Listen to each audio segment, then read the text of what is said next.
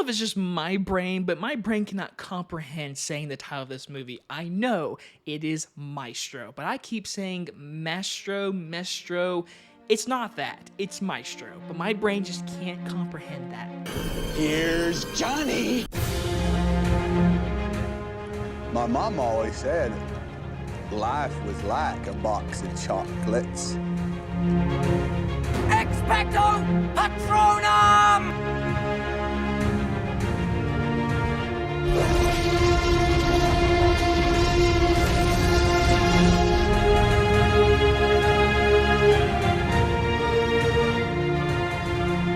Maestro stars Bradley Cooper and Carey Mulligan and follows the love story chronicles of the lifelong relationship of conductor-composer Leonard Bernstein and actress Felicia Bernstein. From director Bradley Cooper comes his second feature film after A Star is Born, which the year of release of that movie was actually my favorite movie of that year. So I was always intrigued to see what Bradley Cooper would do next behind the camera, and about this movie, I knew nothing about Leonard Bernstein. I knew he's a famous composer because my friend knew who he was, and he said, oh, that's a new movie coming out on Netflix.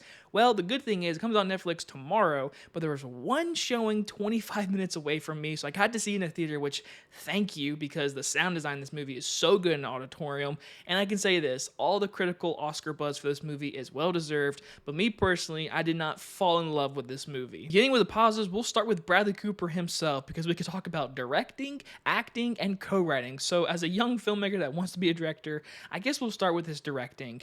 Bradley Cooper's got the talent, man. I mean, he truly might get nominated for Best Director for this movie, but it is very competitive this year because you have Nolan, Scorsese, and Greta Gerwig, so he might get one of those final two spots, but we shall see. But his directing in this movie is very just in your face, in the action, in the personal lives of Leonard Bernstein and his wife, which just, as a director and actor of your own movie, I bet it was so hard to do for this scale of a movie, which goes more into like the composing and conducting side, which is just very inspiring to see art become what it can be for our entertainment and our media, which this movie does not go into in more of his career, which I'm kind of sad with. We'll get more into.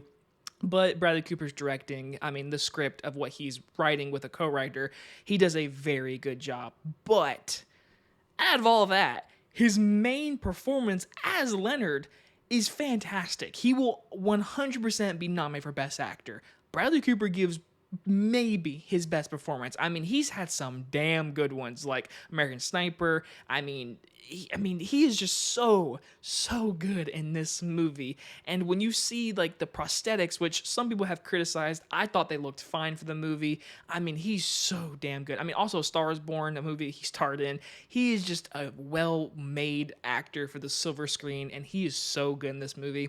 But Carey Mulligan, she probably will get nominated for Best Actress, but I'm going to say this. She is so good in this movie. I wanted more of her, which gets more into my criticisms of this particular story.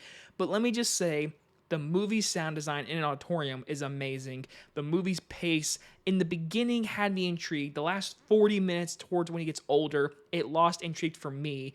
But I can say this, it's a well-made movie. It's very awe-inspiring for artists, and what the movie's trying to tell you about his personal life, I did find intriguing in a lot of aspects. Now, with all that said, let's get more into the nitty-gritty, into the negatives, and like I said, first things first, Carey Mulligan is so good in this movie, and I feel like this movie, this story in particular about Leonard Bernstein should have not been from his point of view. It should have been from Carey Mulligan's character, the family life. It's more about his personal life more than his composer life, which you get that in this movie. I mean, there's a 10-minute scene of Bradley Cooper composing, and is literally one of the best scenes of the entire year. I'll say that.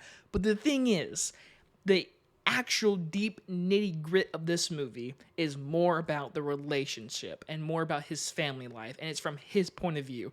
I feel like this particular story would have been so well better, if in my opinion, if it was from her point of view and she was entirely the main character. Like, she was completely focused on, like, honestly, make Bradley Cooper's performance a supporting role. That's how much I wanted to see more of her and this perspective of this story.